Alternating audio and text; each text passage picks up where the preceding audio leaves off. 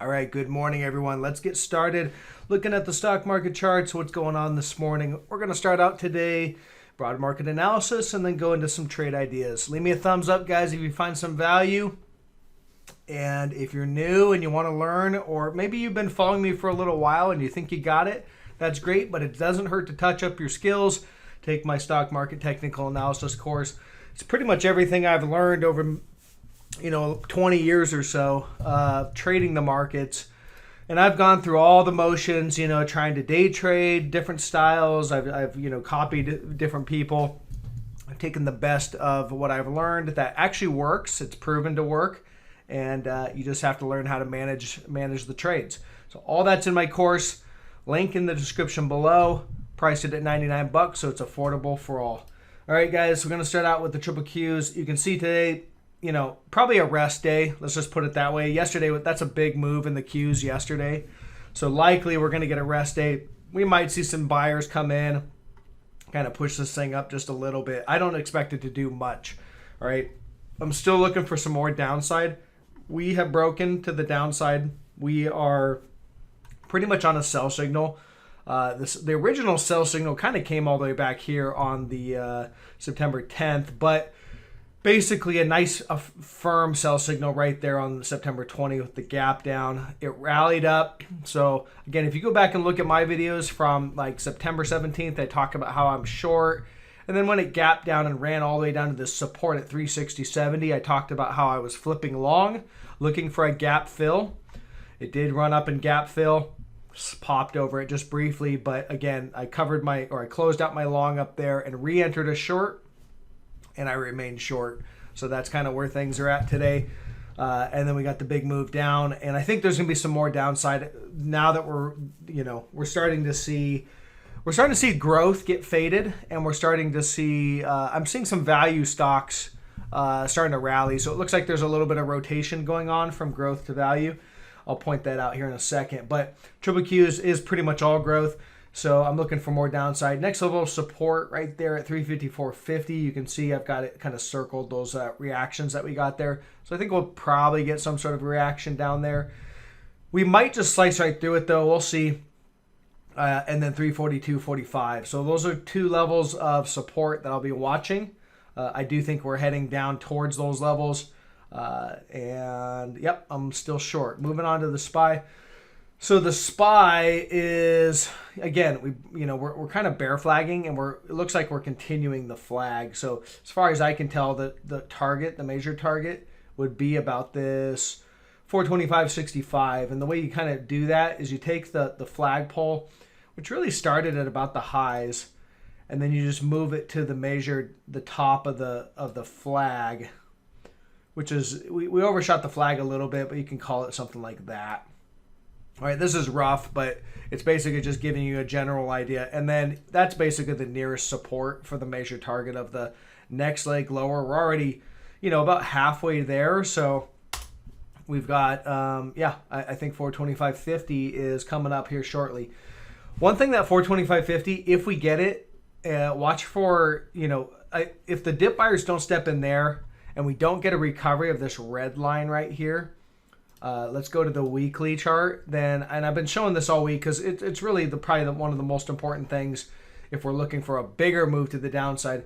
This is your 2009 lows. So each candle on this chart's 1 week. And again, I started this channel back in 2018, right about here. So I've been bearish for many years. And that's worked, on some big down moves, and kind of hasn't worked on the rallies. But the reason why I've been bearish since I started the channel back in 2018 is because this is your bull market in the S&P 500. Held support, held support, held support. We held support, and then we broke. The Fed was raising interest rates back here, and they broke the bull trend. And they've been doing stimulus and pumping money ever since, trying to hold on to it as long as they can. So they rallied up right to resistance, and then COVID all of a sudden matters, right? So again, I was short the COVID drop because of the chart. All right, I have that kind of circle, but we rallied right into resistance, and then the market cared about COVID. But the reality is that COVID was known well in advance. The market didn't care until it was right at resistance, when everybody said, hey, let's sell. We're at major technical resistance. Boom, you get the big drop.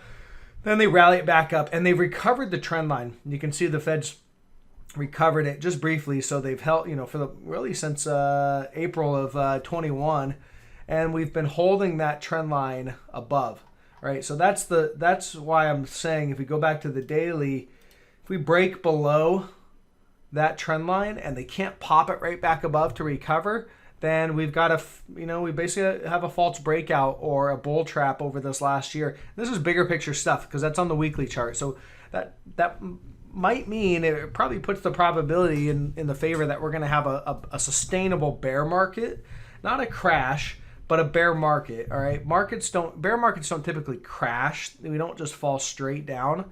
COVID crash was kind of an anomaly. That doesn't typically happen. What bear markets usually look like, yeah, it's kind of like this here, or going back, if I can go all the way back to 2007, you'll see, there it is. You'll see how it kind of starts to work its way lower over time, right? And there's rallies along the way. It's not, but there's a pulse of legs. Towards the end, you get the crash. There's the crash right there. And there was still some more downside. But once the market realizes it's in a bear market, everybody starts to panic sell. But it takes time for that to happen for most participants to realize. And then you get the crash. And usually that's the end of the bear market. So we might be in for kind of sustained kind of moves lower and then maybe a crash towards the end. We'll see. Okay, AMD. The reason why I try to talk about these day in and day out is that when it's time to move and a market and something's actually making a move, I don't have time to point it out and get the video out and you to consume that and then make a trade with getting it, and you're just not going to get a good fill. You're not going to get a good position. The trade moves quick. So you want to watch for it in advance so that when it moves, you're able to spot it. And again, that's what my course does, is helps you spot these trade ideas, spot these setups on your own so you don't have to wait for me to point them out. But again, I'll continue to try to point out the ones that I see in the market. Here's AMD. Daily chart. So AMD bigger picture, 2016 upward trend. There's 2016 on this daily chart. Rally, rally, rally, rally. At the top, started to put in bullish divergence. There it is on the RSI and the PPO. Big bullish divergence, and we've been just building that for a while. We finally broke. There's your break of trend line support, and then you back test 1, back test 2, back test 3, but that was a quick bull trap. It failed quickly. Back test 4. Pretty resilient market, really, for 4 back tests. And now we're breaking. We also set up the secondary trend line right here, and I've been watching that one. And you can see we started it here, held it once, kind of held it here once, twice, and now we're breaking. So there's the break. Looks like we're going to continue lower. I just checked my trading platform, and here, I'll pop that up real quick. So there's AMD, and you can see it's starting to kind of grind lower. So I actually spotted that. I added a little bit more to my short position, looking for some lower prices on that one. And of course, we got to wait for the daily close to help confirm. But because they could snap it back and recover, and that would be a stick save. But as of right now, with the market looking weak, I think we're likely got some tailwinds to this one as well. We have some support on AMD right there at it's about 98.55. So I suspect we're going to probably try to hold right in here. So not much more today, and maybe we'll consolidate for a couple days or a couple weeks even, then break. Once we break, or if we're going to break, I guess, back into this range that I have marked out as purple, then we should go to the bottom of the range. And the bottom of the range is all the way down here at 73.88. And depending on where the market's at, I still think 59.04 is a high. It's a good target. I think there's a good probability that we could get there. So I like it so far. I'm continuing short. I'm actually adding to some shorts. And again, if we snap back and recover, I'll just close out some of those shorts I just added. I'll keep my kind of core short that I've had on this thing because I think it's going to break here pretty soon. But maybe today they want to play some games. So you always have to watch for that kind of stuff. Here's Tesla. All right, this one, look, see the 3 days they've tried to pop it over this resistance line. Here's resistance right here. All right, it's 781. Okay, that was former. We popped above it back here. This was when Tesla was just on this monster tear, blowing out all the shorts, and everything. And then that was it. We topped there, put in negative divergence, and started to fail. And again, that was resistance back here, and then we're above it right here. Just they're trying to pop it above for 3 days, but it looks like the sellers are right there stepping in. So I think this is it. This is objective to short right here. All right, right here. And again, if they can hold and rally it, then, you know, you just stop out. But this looks like the area you'd want to short this thing. So that's what I've been doing. Here's net. Net continues to sell off. So you'll see down another 1.5%. When these momentum names, when the bullish momentum comes out of these things, they crash. That's just the nature of momentum, right? People buy them because they're going up, and as soon as they start going down, people sell them. There's no other reason why they're buying them or selling them. So you're seeing this thing just give back a lot of gains. Looks like we have some support right here, some minor support. I don't think it's anything substantial, but it looks like we're right in the area of it. So, you know, we've come down pretty sharp in the last 5 days. We could get a little bounce, maybe gap fill. I just look to add to shorts or short this thing if you haven't done so on any kind of rip rally, especially a gap fill, maybe right here, 121.92. That's objective to short right there, I think. This is sell the rip, all right? So it's not a buy the dip, it's sell the rip. All right, buy the dip was back here when you're in upward trend, all right? Once you get out of that upward trend and you start back testing, you really want to look to sell the rip when you have more signs of a trend line break. We got that trend line break. Here's the secondary trend line right there in blue, and we're just coming down. So I think we'll likely get a little bounce, and then the selling will resume, and then it will become very obvious to everyone, and we'll start to see even more impulsive selling. Generac. All right, so this one has a sell signal today. Here's your upward trend line off the March 2020 lows on the daily chart. Clear upward trend line there. Negative divergence right there, starting to build. See the momentum. See how it's dropping off. And right there, I have it circled. This is all divergent highs. Anything above this previous high in price was a divergent high, right? So there's your divergent highs, all of these. Now, negative divergence isn't a reason to short. It's just a cue that, hey, be on the lookout, all right? So, and there's a new divergent high right there. That was your last divergent high. So then you're looking for a break of trendline support, and you can see we had 1, 2, 3, 4, 5, 6 reactions basically, and then boom, big drop today, down 6.5%. That's impulsive. That's strong selling. That's a sell signal. We actually got the sell signal yesterday, so you're a little late on this one if if you're catching it today. But again, I've talked about this one in my videos, and again, I've queued everyone up on it well in advance. So there you go on that one, starting to work out. Levels of support. Well, we have right here. We're probably going to hold here today, 386.10, and then we've got 339.30. 287.60. That's all I have. So, expect reactions at each level, but I, probably get a bounce, sell the rip. That's how it works. You hit support, it bounces, you short it or sell it, come back down to support, you bounce. All right, so I think we're going to work our way lower over time. Okay, car. So again, this one's still pretty objective to short right in this area. We're starting to sell off. I can see we're starting to get rejected at this resistance. See this big candle? This big red candle is starting to wipe out all these candles right here. So we'll see what this candle closes on this hourly chart, but we're taking out all these candles with this big rejection candle on the hourly chart. Going to the daily, you have an uptrend line off the March 2020 lows. See it rocking it up. Negative divergence right there. Starting to confirm too. See the RSI? So let me zoom in here. See that? How we're turning down right here on the RSI, and we made a lower low than the previous, or lower high. There's your former high. There's your high that we just have now in momentum, and we're starting to turn down. So it's a confirmed divergence, which means that this new high in price, all up here, was a divergent high, and it's confirmed at least on the RSI. PPO is not quite confirmed yet, but the RSI is.